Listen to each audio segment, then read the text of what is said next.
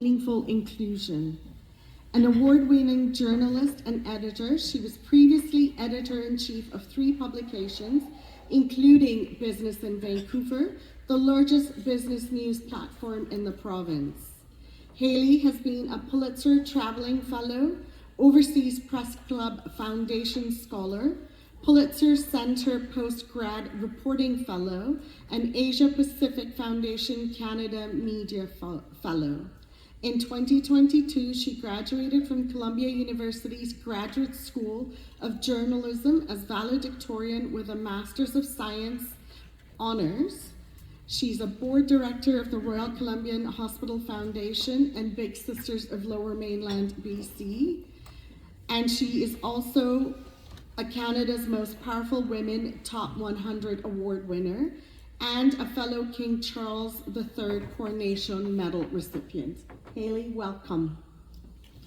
Thank you very much, Karima.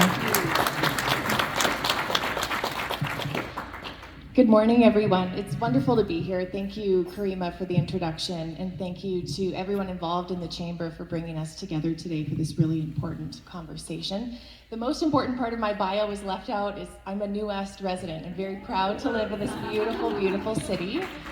Yeah, we all are, most of us are. No, I didn't tell you.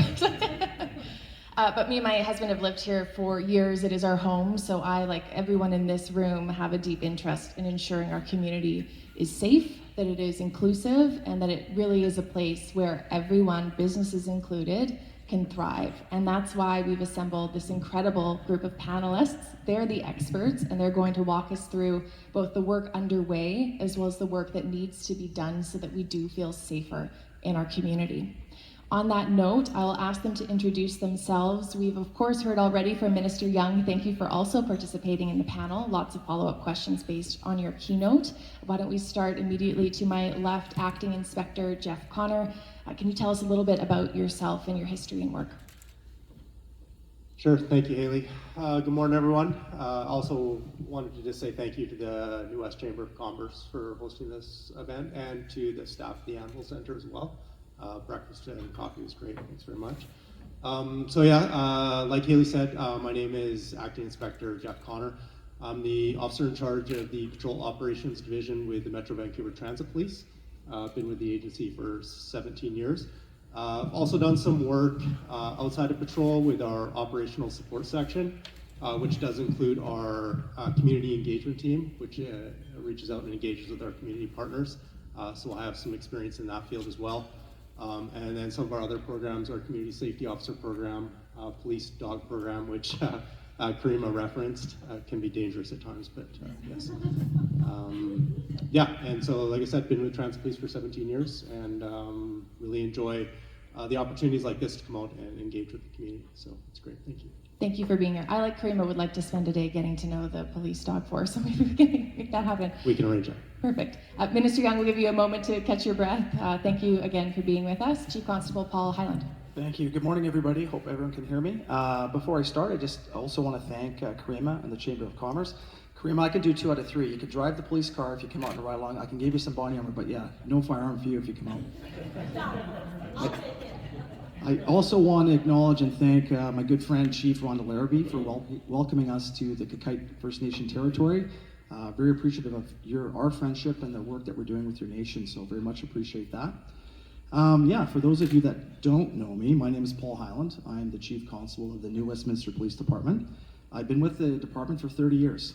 So yes, I started when I was 12, obviously. So I have seen a tremendous amount of change over the years, some good, some bad. And I'm really happy to be here today to have this discussion. I think it's hugely important. And happy to take any and all questions, and the hard ones as well, because I'm certainly here to listen. I want to acknowledge some of my staff and my command team that are here as well. We're here to listen and certainly to do what we can to make this a safer community. So thank you. Thank you very much for being here. And next we have Linda Fletcher-Gordon, Executive Director of the Purpose Society. Welcome. Good morning, everybody. Thank you for inviting me here to talk about purpose. Anyone who knows me knows I absolutely love to talk about what purpose does. Before we start, I want you all to know that the Chief of Police has provided me with police protection today in case anybody is super frustrated and angry and Can't control it. He's there for me. Purpose has been around a long, long time, over 40 years. It employs over 250 people. At least 100 of them are here in New Westminster supporting local businesses when they go out for coffee and lunch and often dinner after work. We provide a variety of social services. Recently, the Safe Injection site has gotten all the attention, but we operate approximately 13 childcare centers, a number of early learning programs. We have 3 rent banks, one here in New West, one in Burnaby, one in Maple Ridge. We have housing support programs. We have 2 youth hubs, one in Burnaby, one in New Westminster here in the old Army and Navy. Plays a very important role in terms of providing support to very, very high-risk young people. We have family programs, and we provide alcohol and drug programs at the youth jail. We have a huge food distribution program, and then we have, of course, the Safe Injection site. We have the shelter, and we have a harm reduction program. That harm reduction program has a health van attached to it, and that health van goes to Burnaby, New West, Maple Ridge, Tri-Cities, Mission, and sometimes Langley. So that, in a capsule, is what Purpose does. Thank you very much, and thank you again to all of our panelists for taking the time to have an honest, productive conversation on a challenging topic. I'll encourage everyone to take full advantage of Slido and submit those questions early, and we'll have an iPad up here soon, I think, and I'll try to work into the conversation as many questions as possible. Minister Young, I'll maybe come to you first, and I want to kick off our conversation based on something you said in your keynote that resonated. That's that you're an ops guy, and that we have to move beyond talking to action. So my first question to you is, what is the government's ops plan for ensuring that we do have safer communities? And as much as you can, talk about specific to New West, what the plan is for ensuring that the community becomes safer. I can talk about briefly just now, the millions of dollars that we invested in community safety in New West, in conjunction with the New West Police Department. And the outcomes that were positive. But on a more governance point of view, we have a cabinet committee. It's called Community Safety Committee. I'm on it, and it's chaired by the Premier. So not many committees in cabinet are chaired by the Premier. And I think that shows that it's a focus. And the last few months is consultation, we go to different cities around the province. We have upcoming committee meeting coming on in a couple of weeks to talk about the implementation part of it. As some of you know, Larry Camp was actually a friend of mine. He's being commissioned by the province to take a look at downtown Eastside, which was no stranger to me and some people here. I spent 4 years down there, and we need to take a look at what are the programs that are working and how we can focus on investing on programs with good outcomes. How do we help people? How do we concentrate our resources on program delivery? I was board chair of Success for 6 years, and we're $76 million operating budget. 95% of the funding goes to program delivery. It doesn't go to program administration. Of course, we need administrators, but at the end of the day, I think it's important that who are the people out there that need help? What type of help do you need? Be it housing, mental health, drug addiction treatment, be it poverty reduction, be it working in conjunction with the province, with the feds on bail reforms, on the criminal code. What are going to be effective? So there are certain different steps, and of course, during the next 2-3 weeks, I will be actually talking to other ministries in the government, housing, healthcare, because and then poverty reduction and the Attorney General offices. One thing that I'm really passionate about is secure care. Majority of people with mental health issues are not dangerous, but the small percentage of people, under the section mental health, are dangerous to themselves or others. So that is what we should focus on. So far the province has 28 beds in Surrey pretrial for people in the criminal justice system being incarcerated, 18 in Maple Ridge, and a month ago at UBCM, Union of BC Municipalities, the Premier announced that we are increasing 100 additional secure beds between Surrey and Prince George. So we have to have other districts, North Island, that have people closer to the families that are able to get the help they need to get before they can get better. And that only not protects them from being victimized, being on the streets. It protects the public. It protects police officers out there because police officers are not mental health experts. But in Vancouver, with 700 911 calls a day, 24% of that comes from mental health workers. So you could be a really nice person, but when you're chasing your family around with an axe, the police has to be called. But we're the only people responding. We as a broad, but as you know, and your choices of options are limited. So how do we prevent that from happening? How do we target people on the way to deterioration? How do we get them earlier help? Identify, 200 or 300 people who might deteriorate through Car 87 in Vancouver. Vancouver originated that program. Is one police officer and one mental health nurse. So it's a health issue at the end of the day, but it also becomes a public safety issue when that's untreated and that deteriorates. So we don't want to have that happen again as much as we can. So secure care is something I'm very passionate about. I think it's more compassionate to help them instead of just leaving out there for them to get better themselves. So there are different steps, of course, we have different programs, but more importantly, we listen to the input from the local police department and business improvement associations and the Chamber of Commerce and other people there to tell us what are going to be working for your community. Because each community is different. Prince George is different than New West, it's different than Vancouver, it's different than Richmond. Everybody needs something really different. But I see the magic of working together. And when I reach out to the person who's going out of business underneath the West Hotel in the downtown east side, he was surprised. I actually phoned him. I goes, yeah, how are you doing? What can we do as a province? He told me the issues about drug dealers and staff member at the West Hotel, and I make sure that's actionable by local law enforcement. So we have partnerships that, with the intel, the people on the ground. So some people are crying out for help. And how do we help them in different aspects of it? And obviously, what police officers are, can tell the challenges you see on the streets, and how to manifest that back to policy making. I don't teach criminology, so I'm not very good at that. But I understand how it's like to be out there, and I'm proud to bring a first responder's perspective to cabinet, to the government, to understand how we can make your job easier, and not the other way around.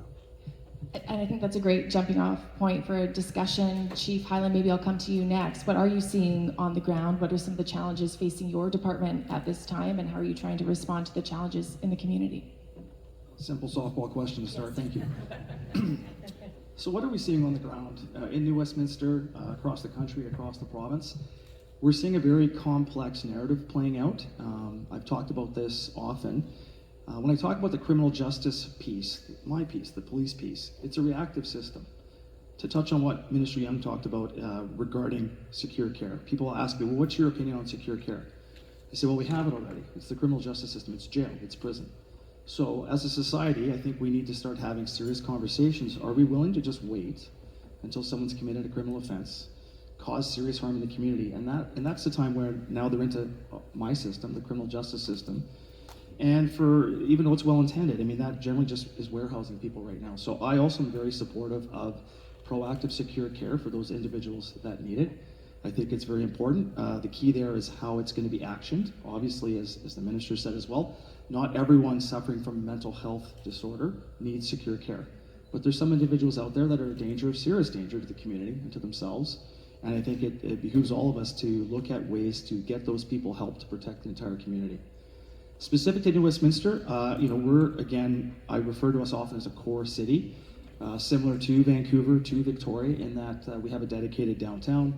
We're only 15 square kilometers here, but obviously we're in the geographical heart of the Lower Mainland. 5 SkyTrain stations, RCH, a significant health facility, and a mental health facility as well, Douglas College. So it's a very busy community. It's a very busy police department. We have about 115 officers dedicated to the city, but as with other police departments, we are having some staffing challenges.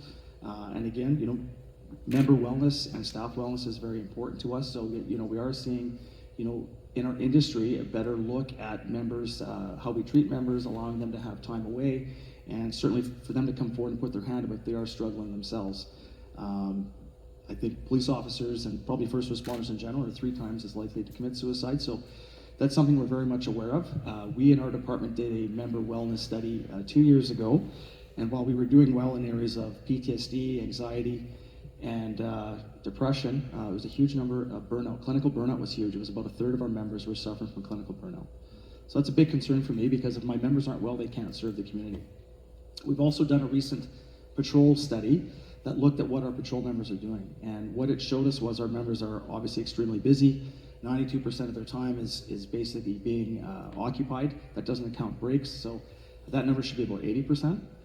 And as well, what we're seeing is probably 50% of our call load is not police primary calls. So that's social disorder, calls that don't necessarily fit in the traditional policing model or crime model, but there's no one else. And I'll give you a really quick example, and this isn't an indictment on any group or agency. We arrested a federal parolee on Wednesday at about 4 o'clock at their request. We arrested this individual for reasons I won't go into. This individual had to go to the hospital. The federal correction was unable or unwilling to come out and take custody of his prisoner. So I had a police officer guarding a prisoner for 27 hours. So my options there are to call someone out and do that work with an already restrictive budget, or to have a dedicated member of my department, my patrol members, no longer able to serve the community. So that's just one example, and that's not, again, it's just a structural challenge in that the funding models, and it's always falls to the police because we're there, we're open, we're 24/7, we're the tip of the spear. So we're reacting to these things, and oftentimes it just falls on us. We can't just walk away from that situation. Again, we talked a little bit about COVID. I think we did see an increase probably in our street population with COVID. Anecdotally, again, the information we had and what we were seeing was the border was closed, drugs coming into the country were restricted, the prices were going up, and Mr. Young probably saw this firsthand. A serious increase in violence in the downtown east side and even in the North Surrey area. So people that were not interested in being part of that or being victimized by the violence, we saw them coming to different communities in the Lower Mainland. I'll just do a quick shout out to our own community here. I think we do provide a lot of care, and Purpose is part of that. We're not going to arrest our way out of this situation that we face. There is a serious component there for the criminal justice system. We need to really look at the upstream drivers of crime and public disorder and address them. And quite honestly, I think the challenges that we're facing as not just this community, but in the province, we have a bit of an alignment problem and a coordination problem. The alignment problem is, I don't know if we all understand or we all agree, and maybe we don't have to, but what's the best pathway forward? I think we really need to start to figure that out and get some smart people, some subject matter experts in the room, and have them come up with some solid solutions and a pathway forward. And again, the coordination problem. We have a collection of nonprofits, NGOs, government agencies that are all well-intentioned and trying to offer good services, but I think better coordination of those services would benefit us across certainly the province. And really, let's get down to the business of caring for these individuals that need the care. Thank you very much. Maybe Linda, I'll come to you next. Could you tell us where in sort of the upstream to downstream, where does Purpose sit? And can you share your thoughts on what is needed so that we are approaching the challenges in our community from a holistic, care-forward perspective, but that actually sees results?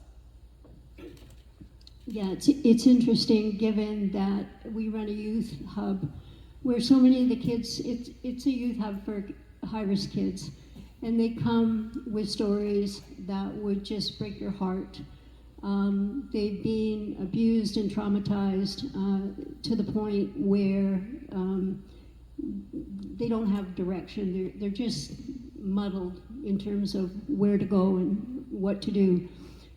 using substances at really young ages. So at the Youth Hub, we try to provide support, encouragement. We have counseling. We have all kinds of art programs, employment programs. We have people coming in. We have the gang suppression unit coming in. We just pull the whole community in to just try to support these young people.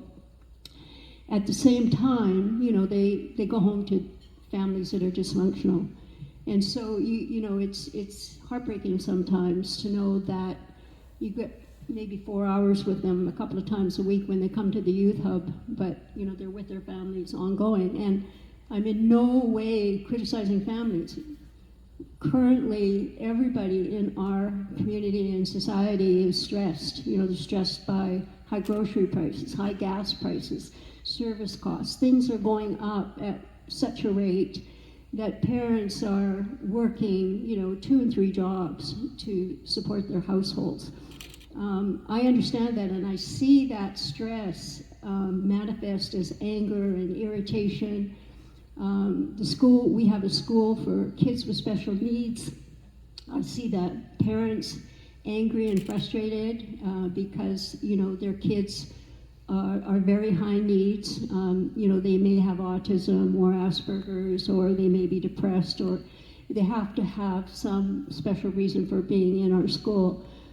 So the kind of current feeling is just the zeitgeist right now. What I see on the street, and I've seen it for many, many years, is we are at a place now where the drugs are so toxic that people, after a couple of months, really, really lose the capacity to make decisions. So when I hear people say, oh, you know, everybody has a choice, they have a choice, that's what they want to do. No, that's not the case at all. And at the ground level, you know, if we hope to have people make different choices for themselves, we need treatment on demand. We need, you know, if somebody walks into Purpose and says, I really want to get clean, I just can't do this anymore, okay, I'm going to make a call and I'm going to find you a treatment bed. Our health structure, and again, this is not criticism, it's just how it is so crazy that have a client sitting in New Westminster, the worker sitting beside him, he calls to a treatment center downtown, and he's an adult, so he makes the call, and the person downtown has a bed and said, where are you right now? Now this person sitting in New Westminster is homeless, and the downtown person says, where are you right now? And the person says, well, I'm in New West. Worker reaches over to try to shut him up, but the minute the New Westminster is out of his mouth, the worker downtown says, well, unless you're in Vancouver right now, we have no bed for you. Now, working in a system like that is super, super frustrating for the worker, for the client, and this is what we're dealing with. So, you know, at a more higher level, as the chief said, we need coordination everywhere, right? At the higher level, we need, I think, a long-term vision of how to address these issues. Back in 2001, there was the 4 pillars approach, which we adopted. It was prevention, education, enforcement, treatment, and harm reduction. And we went with harm reduction full out. And at that time, if you remember, HIV was prevalent. And so harm reduction, giving people clean needles made a lot of sense economically, right? And everything we do is based on economics, right? It's based on how much does it cost? How cheaply can we do it? And I'm afraid that this toxic drug crisis, which has killed more people than COVID, is going to call for not necessarily a lot more money, but money placed strategically, right?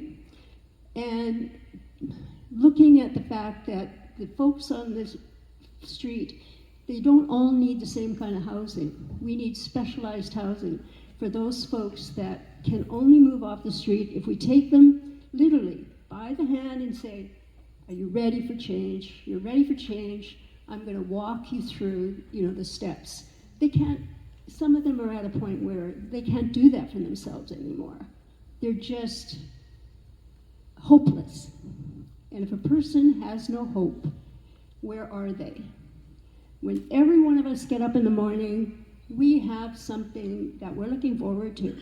Maybe putting on a new outfit to go to a meeting, or maybe seeing somebody, or for me it's riding my horse, but we're all hopeful that something wonderful is going to happen to us.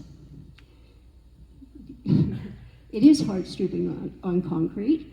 I help people every morning by, giving them some coffee, warming them up.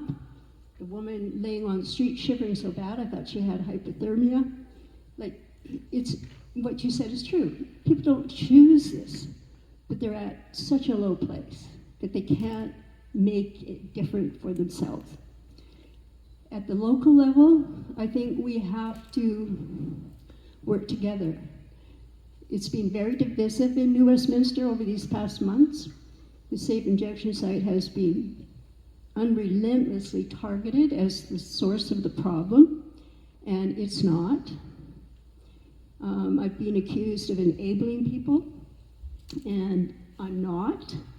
I think we have to get real and say, okay, the safe injection site has a place. It keeps people alive. As you know, naloxone is what's given to people to bring them back. We administer at least 12 to 15 doses of naloxone in the safe injection site monthly. So that's 12 to 15 lives that are saved. And maybe some of you are saying, what are we saving them for? What are we saving them for? Well, we're saving them because we're compassionate, caring people, and we want our community to be compassionate. We want our children to see the behavior that we're modeling of caring about each other, right? And creating divisiveness in a community keeps everybody busy, running around in circles, but never, ever talking about how we can work together to tackle the problem. Thank you. Thank you for that overview. I think that's very helpful to see, to learn a little bit more about purpose. We're getting a lot of questions, so I will come back to you, but I quickly want to pose a question to Acting Inspector Connor. Where does transit police fit into this equation? I mean, can you share a bit more about how you're collaborating with other police departments and community stakeholders to, again, address some of the challenges we're seeing? For sure, thanks. As Minister Ewan said, I think it is a teamwork approach that needs to happen. So transit police can't tackle these issues on our own, and we do rely on the support of both New SPD, the ministry. But some of the things we are doing, we do see issues around mental health and street crime and disorder, for sure. So transit police, we do have a mental health liaison officer. Recently we put a second mental health liaison officer into that position with our community engagement team, giving us 7-day-a-week coverage. That mental health worker, they definitely, if we do need immediate police intervention with a mental health scenario, that mental health caseworker does go to the hospitals, engages with the healthcare teams like assertive care teams. So not only provide that immediate care for the individual, but try to find a longer term solution so that we're not having to have that intervention with them again. One thing that we do partner with Purpose as well, they have a great program, crisis response community-led program where if somebody doesn't meet that threshold for immediate police intervention, they will send out care workers to engage with that person and provide them support as well. So that's another great program. More focusing on the street crime and disorder aspect. One thing we talked about at our table and I wanted to mention too was there was issues at Columbia Station a few months ago. We engaged with the Canadian College of Naturopathic Medicine. They had safety concerns for both their employees and their clients in and around Columbia Station. So we worked with our community engagement team. It was led by our neighborhood police officer for the New Westminster area. And partnering with New West Police, we dedicated resources to the areas, patrols at that area on a constant basis. And we did that through June, July, and August. really address that safety concern. I think police presence, so not as much looking to make arrests and enforcement, but just to be there, engage with the college and show that presence to offer the safety. And then another thing that through the province, Minister Ewan also mentioned it, some of the funding that the province dedicates to improve that community safety. So they have an excellent program called Community Safety Targeted Enforcement Program, and we reached out and secured some funding through that program to address this issue with the college at Columbia Station. And through that funding, we were able to do 2 dedicated shifts of 4 police officers. So outside of patrol we're there, but if we get called away, we might have to leave, right? But this program allowed us to have 4 dedicated officers on 2 different days. And that was really successful. It resulted in the arrest of 2 drug trafficking subjects, as well as 2 other individuals who were wanted on outstanding arrest warrants. And with the drug trafficking arrests, we also recovered 55 grams of fentanyl, $3,300 in cash, which was referred to Civil Forfeiture Office, and some weapons as well, 3 knives and a baton. So just in those 2 short days, through funding from the ministry, we were able to improve safety in the area, have some drug traffickers arrested, and remove some weapons off the street. So those are some examples of things that we've done to help. Thank you very much for sharing those. We have so many great questions coming in from the audience. I'm going to try to get to as many as possible. This one's interesting, and I think they're almost all anonymous. If, as the minister said, the 6 o'clock news is scaring people while crime is actually going down, what role do the police have in correcting that media story? And I believe the crime severity index in New West hit a low in 2024, is that correct? So we are seeing a downward trend. Any thoughts, Chief Hyland? Yeah, for sure. That's a great question. There's probably multiple answers to that. You're right. We did see a reduction in the crime severity index. So that isn't necessarily crime stats, just measuring the severity of crime in the community. It's down, I believe, 17% overall, 23% reduction in violent offenses. That said, and what I always say to anyone, that does not, I don't want to ever be dismissive of anyone's subjective sense of public safety. So yes, we have some objective measures suggesting that crime or crime severity is down, but I really think it's important that we as a police department are listening to the community. When someone says, I don't feel safe, and Minister Young talked about that, it's up to us to certainly do what we can to improve that narrative. I think we do struggle a little bit with, just my industry is oftentimes negative. The stories that we do put out are crime-based oftentimes. My communications coordinator is here, Haley, she's amazing. A lot of the positive information we put out is through social media and kind of the more community-based information. And as someone that's been in media, you know that the media is going to certainly put out what it thinks is going to garner the most attention, and oftentimes that's negative. So if you watch the news, you would think it's complete chaos. And in some instances that might be correct, but you're getting a very small sample size of the absolute worst that's happening in the various communities. And that's not to say we shouldn't pay attention to it, we should, but it's not necessarily reflective of what's actually going on the ground. I think what Linda said, it is super complex.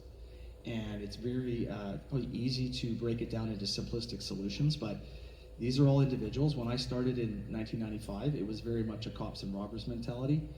I didn't really think about or really care about what the root causes of crime were. My job was, you committed a crime, my job is to catch you. I think we're in a much different place. The police officers we're hiring now are much more empathetic, progressive, and they do understand that none of these individuals chose to be where they are. There's some really bad people out there that choose to be violent and choose to be predatory. But for a huge chunk of the behavior we see, it's people that are really struggling. They've gone through childhood trauma or suffered an untreated mental health disorder that leads to some addiction or use disorder issues and into homelessness and poverty. And they're really just trying to survive. And again, going back to it, I think that's what we need to focus on, is these root causes. And how is it that we best address that? We need to invest a significant amount of money over a significant amount of time to reduce these challenges. And it is true, media never writes the story about the plane landing safely, right? If things work as they should, it's not news, but that said, it is incredibly important to also highlight successes of programs and investments that take place. Thank you for taking that question.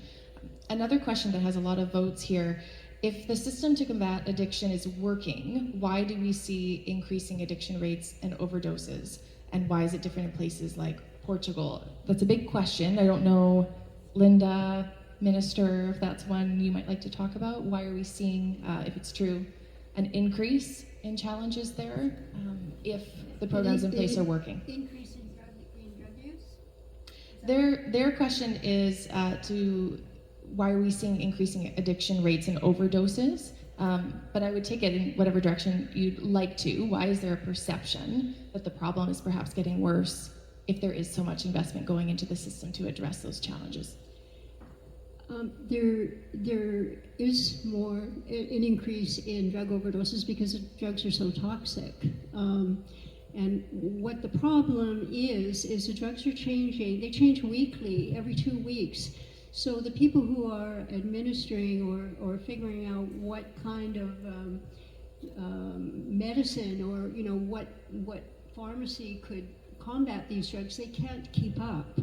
And so we're really behind, and now the drugs are so mixed that they don't respond to fentanyl. And also, I think the numbers are increasing because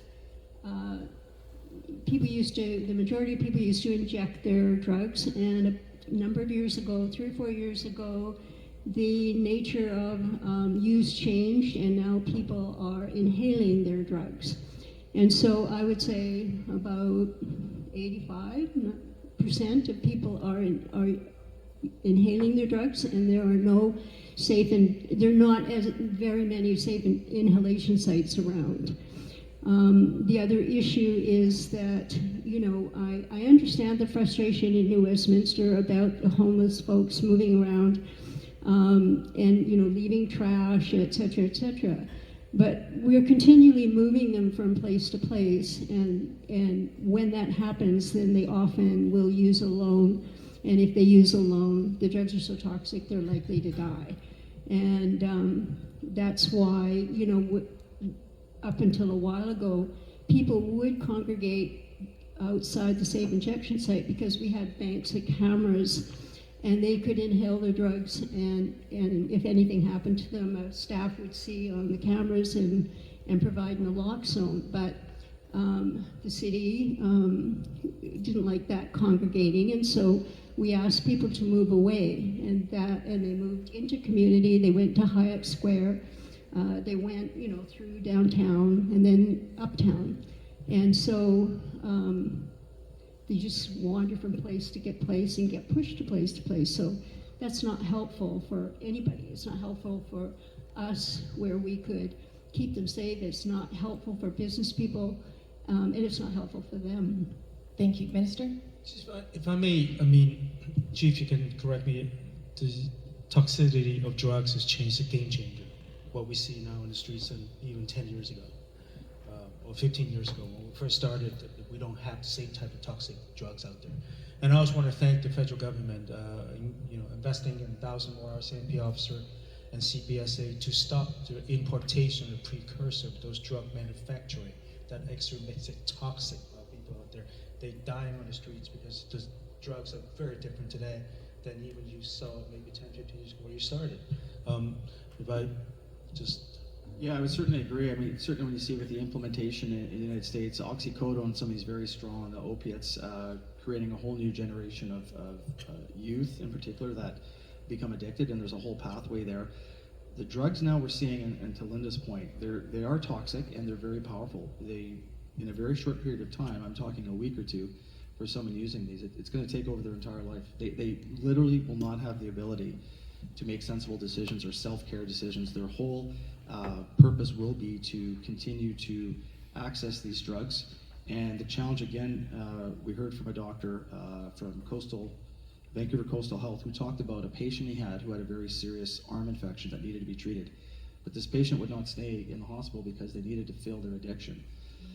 In one day, he would use their entire supply of fentanyl to basically keep this individual in hospital. So these are the challenges we're facing. The amount of drugs that these individuals are using, again, they're very toxic. If people are using alone, they'll often overdose, and if there's no one there to take care of them, they're going to die, and we've seen that across the province.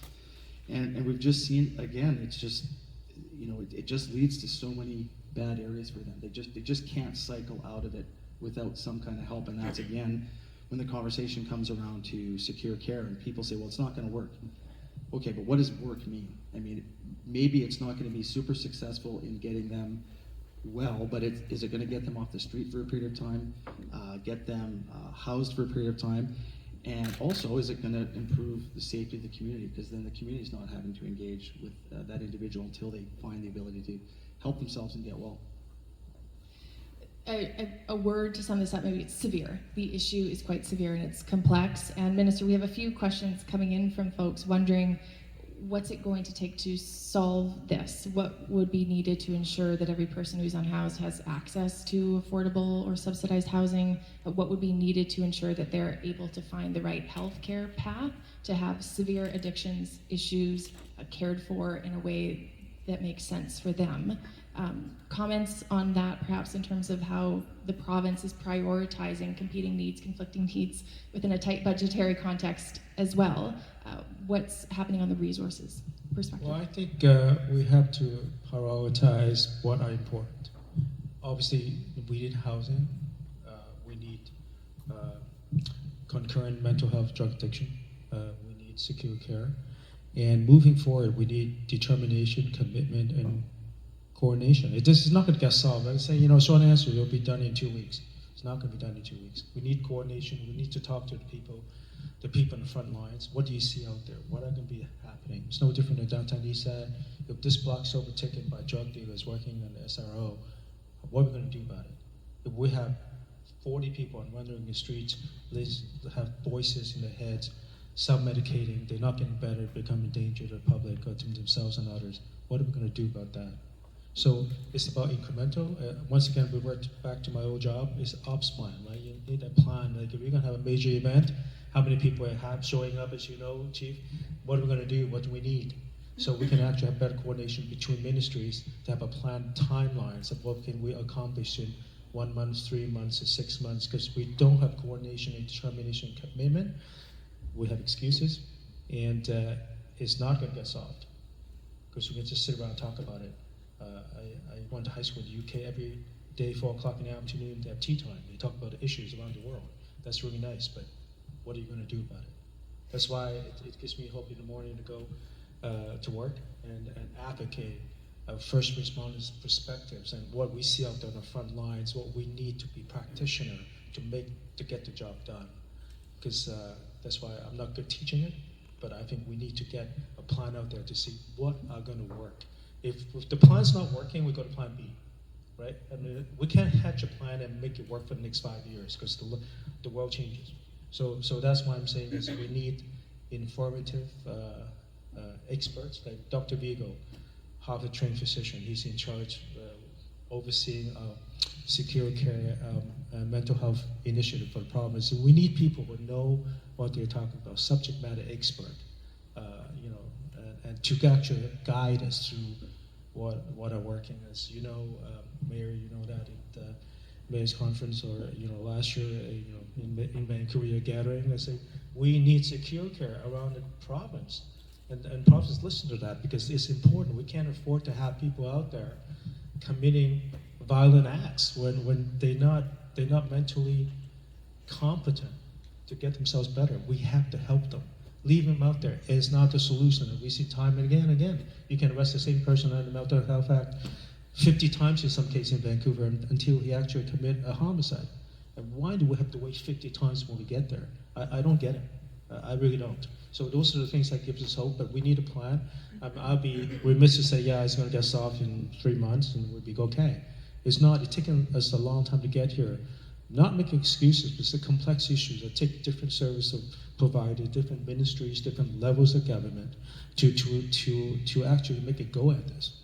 Because right now what we have communities without balance, and it's not acceptable. We have to do something about it. Thank you for that. We're getting very close on time. Next time, Kareem, I think we need 5 hours to scratch the surface. Okay, good. A quick question, it could be yes or no. Are members of the panel aware of the city's crisis response pilot project program that's funded by Ottawa to the tune of 1.4 million? And are they aware of other programs to support community? Yes, we have a yes. Yes, we're certainly aware of it. I would say, and there is the federally funded money there. This community, this city, I think, again, I've said this many times, punches above its weight when it comes to trying to enact social programming and outreach supports. When it's not necessarily a core service of the municipality. So, yeah, certainly we are aware of many community, whether it's Purpose or some of the NGOs in the community that we work very closely with them. Like Transit Police, we also have a mental health unit with 2 officers who are very engaged with RCH and Fraser Health with regards to whether it's wait times or processing individuals that have a high acuity mental health challenge that need to be dealt with, so that we're being a little bit more proactive. I mean, the idea behind that is, again, mental health is not a police primary response, but if we can assist in getting them into some kind of proactive system, and it prevents us from ending in a use of force incident with them, that's kind of the goal for us, getting them help and reducing the call load for us down the line. Was there anyone else aware of or working within the pilot program? Any additional comments on that? What was the question? Working with? The crisis, I lost it now, crisis response pilot program with the city? Yes. Yes. And going well? The crisis response program, I think, employs like 6 people, 3 liaison officers and 3 outreach workers. Union Gospel Mission has 2 outreach workers, and so that is 8 workers. New Westminster is 7 square miles. You know, we really should be able to cover 7 square miles with 8 people. I think maybe we could look at deploying them differently. Instead of, you know, waiting for people to call, those workers go out on the street. Maybe they're given the responsibility of so many city blocks, and they walk and they talk and they, you know, look for people in trouble. That might help. I'm really cognizant of the frustration and the anger and the irritation around homeless people wandering around. So I want to be very pragmatic. You know, after this, hopefully we can get together and talk about how working together we can mitigate the effects of so many homeless on our streets. If I don't get a chance to say this, I just say it now. If anybody here wants to talk about homeless or has an issue with homeless people doing what is undesirable on their property, ever, just call Purpose. We will come immediately and try to sort it out for you. Our number is 604-526-2522. Thank you. And I imagine it's probably online and accessible that way as well. A question for the province minister. Since the inception of safe injection sites, we're seeing the highest level of addiction in history in our province. Many folks see a direct correlation between the start of free drugs given out by the provincial government and the rise in addiction. Is the province reviewing this program or considering changing some of the parameters, policies related to these sites? As I said before, you know what, the intent of that is to save lives, as the chief will know. Encouraging people to do drugs on their own, addicted in the back lane somewhere 2 o'clock in the morning, is not necessarily going to save lives. Now, of course, we have to revisit policies time and again, make sure they work. But I think important is to understand the complexities of drug toxicity, how quickly are people being addicted. I mean, 20 years ago, we won't have the same level of drug addiction out there for the addiction. So, and also the another thing I looked around is, how do we better manage those sites and making sure like street disorders are not associated with that. So there's a whole bunch of different elements. So there's no short answer, yes or no. I mean, obviously, if a program's not working well, we have to find ways to making it better. But I think categorically saying yay, nay on that, like, should we have a driving test? Well, no, maybe not. I mean, it's not that simple, I think. I mean, Chief, what do you think? Yeah, I mean, I think, again, the DCRIM project was well-intentioned. I don't think it actually hit the mark. Part of the conversation was, it was, again, to reduce stigma. And which I always found personally as a police officer a little bit confusing. None of us want to stigmatize people that are using drugs, obviously, or anything else, any other kind of problems. But we do stigmatize certain behaviors in our society, whether it's alcohol use or smoking, poor dietary, poor eating. So I do think that it is okay for us to stigmatize serious drug use and say that it's not good for you. It's not going to lead down a good path. But not stigmatize the people. Understand that it is a disease. And again, the challenges we have with the DCRIM project is that genie's out of the bottle now. So the province did roll it back, so you can't use, you can't publicly consume. But people have become used to that, people that are using, and public consumption and use, it has increased for sure. The secondary part of that is, I know, and I've had this discussion with many in this audience, is about our ability to deal with that. In a very technical sense, can my officers arrest someone publicly using? Yes, we generally did not. The problem is even federal Crown has policy where they will not charge criminally, unless in extreme circumstances. So for a police officer to see someone, say, inhaling some fentanyl-based product in public, we could arrest them. We would basically be releasing them within a matter of minutes because there's no mechanism to charge them criminally. And really, nor should there be. It again is a health issue. That is the challenge. And again, it's, I think, health. We need health-based solutions to figure out how we can get out of this. And it's not going to be overnight. Our policy and our kind of stance now is we will engage with individuals that are publicly consuming where we see them. Obviously, what we want to do is have an education, a discussion with them. By and large, they are agreeable to moving and to going elsewhere and out of the public sphere. But again, the challenge with that is we see people that use in private, and if they're using by themselves, there's an increased risk of death. So we're really caught, and it's very challenging for our members to kind of navigate this challenge. From a transit police perspective, and the minister will come to you, is it a similar story? What's sort of the approach on enforcement, and are there challenges that have come along with that? Yeah, for sure. Chief Island's exactly correct. Just we follow the same kind of thoughts on enforcement. For sure, we want to deter public drug use, but arresting and charging isn't the way out of it, for sure. And federal Crown does have those regulations where public drug use has to be done in, you know, an area that's, you know, by a community center or by a school or with young people or something aggravating factor in order to proceed with charges. So, and with the original question, I can't, you know, really comment on the Safe Injected Site program and how that's rolled out, but what we do see on transit definitely are those toxic drugs and an increase in use of those toxic drugs and the effect it has on people. So in my time working on patrol and out in this transit system, when I started, we didn't see it, but in the past 5-6 years, the number of overdoses that we see on the transit system, and we've implemented a naloxone program to help save lives when we interact with those people. And just the number of times that our officers are delivering naloxone to people who are suffering from an overdose, it happens very frequently, numerous times every month that we're engaged with these people. So we do see it a lot. We do see that toxic drug supply. Unfortunately, people are affected by it, and yeah, it's very dangerous. We see it all the time. And just to expand on that, is illegal to consume open drug use in playgrounds, schools, and certain areas. And of course, we're glad to have federal assistance to make sure some of those open use, the drug possession and consumption of drugs in public places against public interest should still be targeted, because I don't think anybody here can advocate open drug use in a playground by a slide and leave your needles around. Those ones I know the police department do have the option and the resource to at least tackle that. And I'm not going to say they will come out and address that. But the bigger policies that we need to work with feds to understand that in certain cases, open drug use and possession should be targeted. I'm not talking about drug use at home when you're by yourself.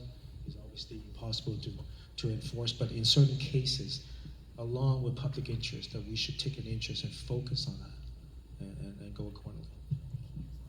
Did you have something to add to decriminalization? You're good, okay. We have a few more minutes left, and I'd like to close on not necessarily a positive question, but maybe a forward-looking question, and that would be around what is needed from each of your respective perspectives. Perhaps I'll start with you. What do you think is needed for your team, Transit Police, or those that you work with to help more meaningfully address the challenges that you see? I really think that the partnerships of the community resources is the best thing for our officers to be out there, present, engage the community partners, and try to tackle the issues with a teamwork approach. We're not mental health trained experts. We're not doctors. We're not care workers. We're first responders, and while we want to get out there and engage and be first on scene and address the safety concerns, I think that follow-up care with people who are suffering either from mental health, leading to stranger assaults, crime, disorder, they really need help through community resources in order to fix the underlying issues. Thank you. Linda, from your perspective, what does your sector require? What would you like to see made available to help address some of the challenges? Well, at the local level, I would like to see, the politics taken out of it, the divisiveness gone. We begin working together. We get really practical about what we are prepared to do as a community to address the issues that are frustrating people at the street level, at the provincial level.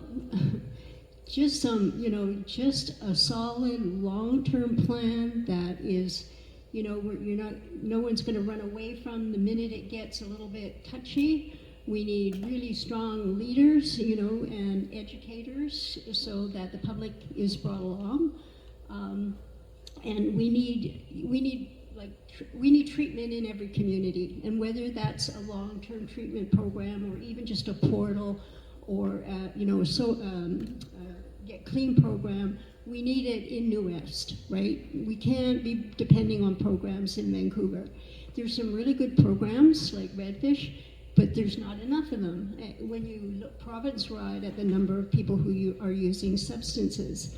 And then at the federal level, they have got to look at what's happening across Canada and provide money to mount these programs.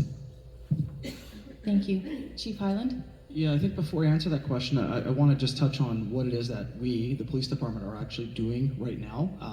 Certainly in May of this year, we had a very violent incident in our downtown where a random stranger attack occurred and a woman pushing her stroller was badly assaulted. So that was a real, wake-up call for us in our department. I've heard loud and clear from many in this room and the community at large about their concerns for public safety. Specific to the downtown, we have been dedicating foot patrols, bicycle patrols, enhanced patrols, in large part due to funding from the province.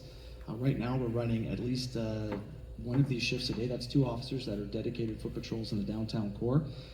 Since the implementation of that, we've seen literally dozens and dozens of arrests, seizures, and even more importantly than that, just kind of engagement with individuals, engagement with the business community and the residents to have discussions, listen to what they're saying, and also engage with individuals that are perhaps in that marginalized population and trying what we can to get them into the care or get them access to services that will get them out of the situation that they're in. So that's some of the things we're doing. The downtown, again, Karima talked about our patrol officers, 6 to 10. It's probably really like 6 to 8, to be honest. And they're busy. They're doing call response. When they can, they do try and get out and do proactive work as well. But it's very important for us to listen to the community. I'm never going to shy away from commentary or questions about what it is, or even criticism of our department and what we can do better, because that's how we will do our service delivery better. And as far as what we need, obviously we've come through the defund conversation that happened, and I don't argue with anyone that we need to invest in upstream services, but I don't think that at this point anyone needs to come at the expense of policing. It doesn't need to be an either or conversation, because there's nothing right now to fill the gap. If you reduce policing services, you will see a huge gap in the ability to address some of the situations that we're facing. I would again say on the very high level, significant investment by all levels of government on upstream services, mental health, addictions, and over a long period of time that will reduce these challenges, because the goal is that we can reduce the police and the need for police to respond to these. But it's not an easy, just take the money from the police and put it in other programming. It's not an either or.